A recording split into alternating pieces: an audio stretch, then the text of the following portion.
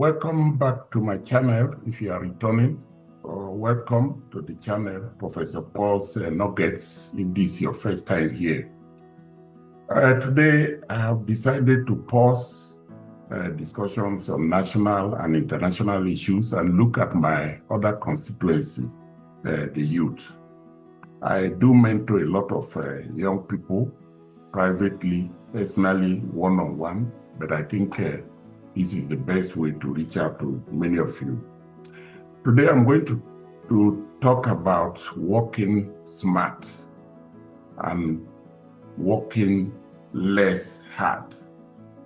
I know it's something that I shouldn't tell people to do.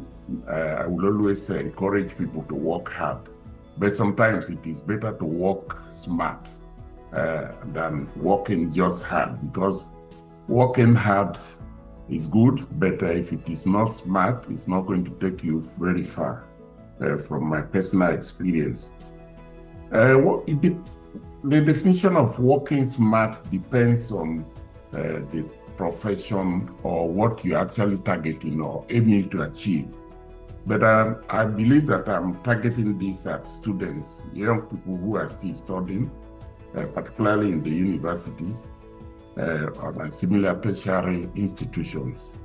So what exactly does working smart mean to this group of young people? The best definition I can find is how to reach your goals in the quickest and most efficient way. So you have a goal, and then how do you reach it quickly and efficiently? Efficiency could be in terms of time spent, in terms of the outcomes. What do you achieve at the end? So that is what we will be talking about in this video. How to be smart, to work smart, and therefore achieve your best outcomes in the quickest possible ways. So the first question we will ask is, I would like to ask and try to answer is university education or studying in a university very hard? It all depends on whether one works hard alone or works smart and hard. So it is important, like I have already stated, to combine the two to bring out the best outcomes. It is good to work hard, but it is better to work hard and smart. So that is the lesson. Don't just work hard, but be smart. And I'm going to look at how some people study in the university and then do not achieve the kind of outcomes they hope for. So why is it important to work smart? The first thing, obviously, is that it saves a lot of time. I see people spending almost 24 hours non-stop in the library and reading. I will never be able to do that, because I think I will actually have a brainwave if I try to do that, which is why most of my friends used to think that I don't read. I try to work smart, and then it saves your energy, because sitting and doing things on a continuous basis just to be able to achieve what you want to achieve will drain your energy. Again, it increases productivity, I can tell you, because if you are smart, working smart, then your productivity is going to increase, and it will then increase your confidence and motivation to do more, because as you achieve more, as you are more productive, you want to do more, of course, and that just makes things easier for you. And that will increase your self-esteem so that you don't become grumpy or you become less grumpy. If you are trying to do things and every time you fail, just because you are not working smart, then you are going to become very angry with yourself, angry with everybody, angry with the world, and just become grumpy. That is what we need to avoid and to stop. So how do you work smart if you were in the university or in a tertiary institution studying? There are so many ways. I think the best collection I have found, and I'm going to drop the URL in the discussion below this video, is from a guy called Leon Ho, H-O, Leon Ho.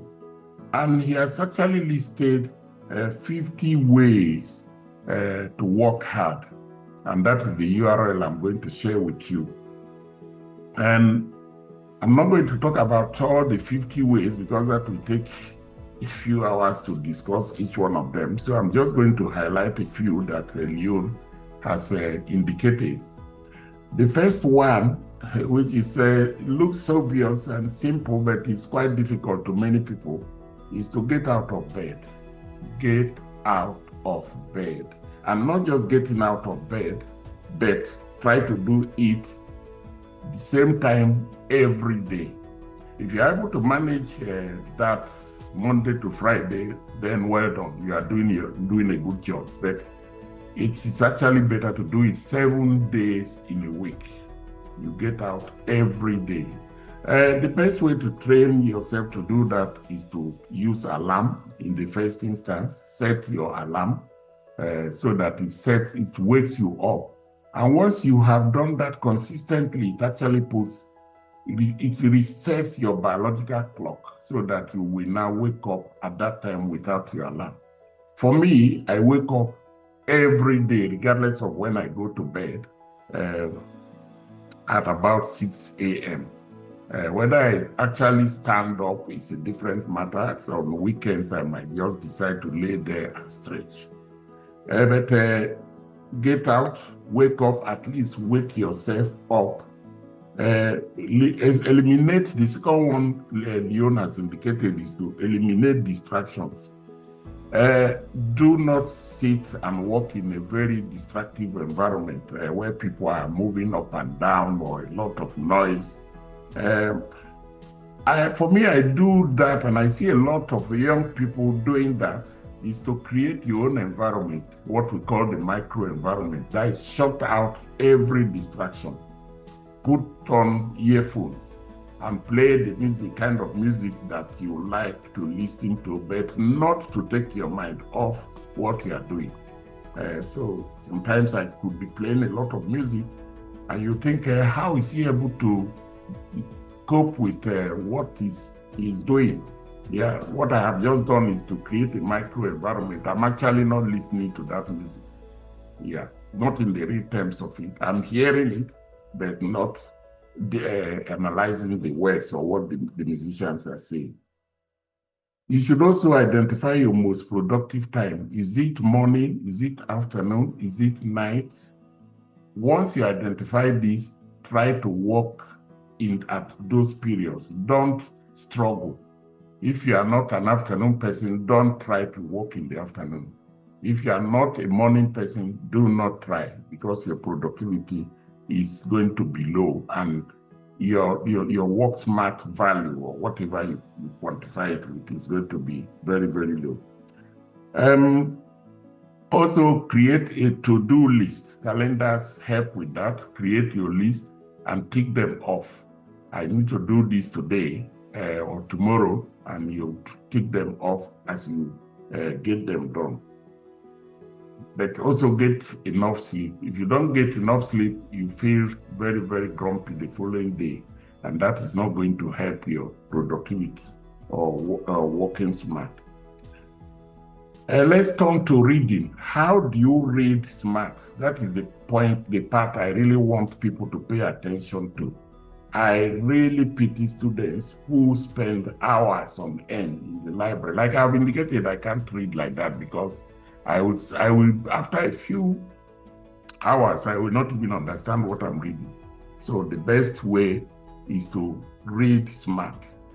And to do this, we use what we call skim or skip reading. So for skim reading, what you do, you do it in steps. The first step is to one of the best ways to do that is simply to read the abstract or summary or introduction or conclusion of what you are trying to read. If it is a research paper, for example, you simply read the abstract and think carefully about it, because a good abstract or summary is going to tell you everything that you want to know, almost everything. Or you go to the conclusion and you might just get the punchline. In conclusion, we say this, we found this, and you could just be enough with that kind of knowledge. It builds up, I can tell you, it builds up. For skim reading, proper skim reading or skip reading, you would read the first sentence, or what we call the topic sentence, of every paragraph. Do that, just the first sentence of every paragraph in the document that you are trying to read. If it is a research paper or a chapter, just do that. And you are going to get the gist, the drift of the discussion of the information that is contained in that document. After that, you scan. Just go at random. This page, you just go to the middle. That page, you go to the top. That other page, you go to the bottom of the page. And you keep picking things at random. That is what is called scanning. You will scan the paper or document or chapter, and you will see where the story is going.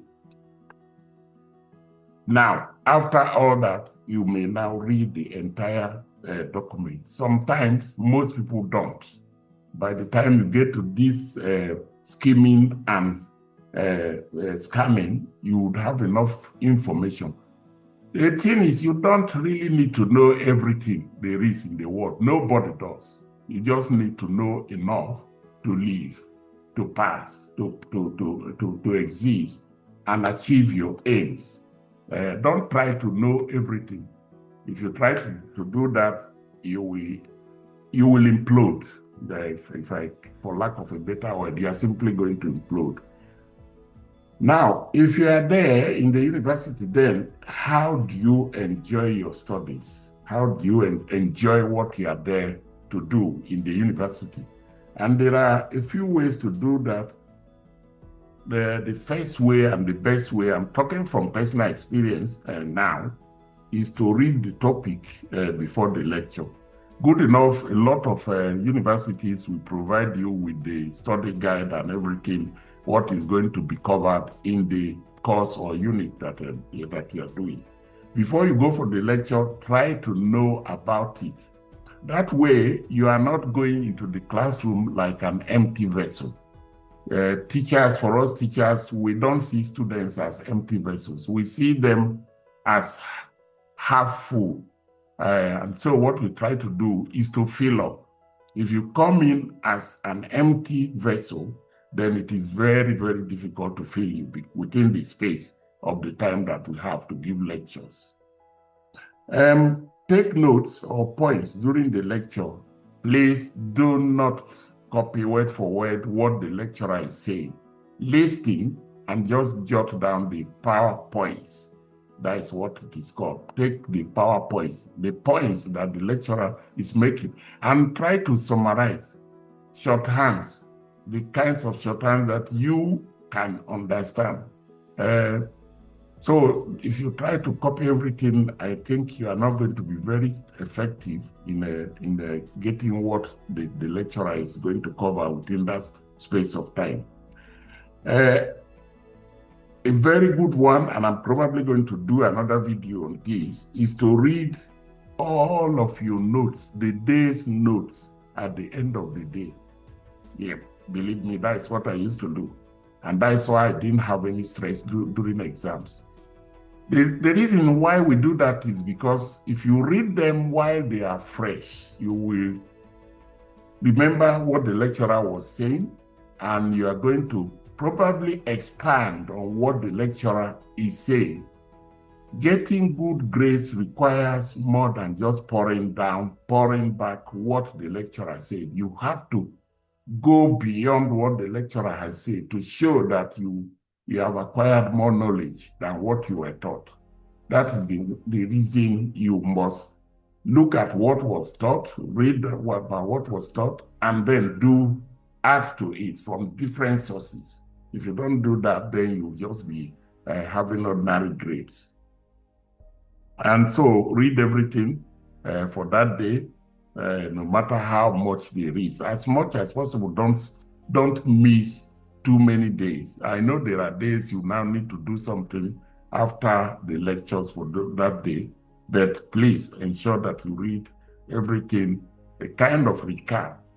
And in my own time, because we use books, I used to summarize what I'm reading at the end of the day in the margin or at the bottom of the page. That way, during exam, you would actually see me holding my exercise book in a very funny way. I'm reading the margin rather than the notes. If I don't have the time to just go to an exam and be reading the big notes again, and there's simply no time, especially while you're already waiting for the exam to start and where you put away your things, or just before you walk into the exam hall. I read the margin and people think, oh, what exactly is he doing? That's what I do. And I would probably like to share that with the young people. It's important in order to work smart and achieve the best to also rest and exercise. Do what you enjoy best. It is never ever good to just be reading and reading and reading. Don't be a bookworm. Enjoy your life. That is what university is about. Let the university go through you as you pass through the university. Don't just pass through the university.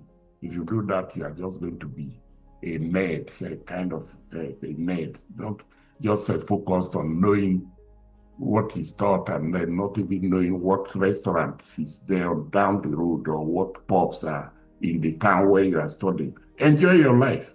Go dance if you can dance. For those of you who can dance, watch television moderately, check the internet moderately, and also use social media wisely and walk. Do have some exercise. Do not just sit for hours and read and read and read and read. It doesn't help. I'm telling you, you are going to not achieve much if you don't implode. So do drop comments and questions. I will check back to see what questions and comments there are to respond to this. I will also leave you with my LinkedIn URL page so that because I've covered a lot of things for university students.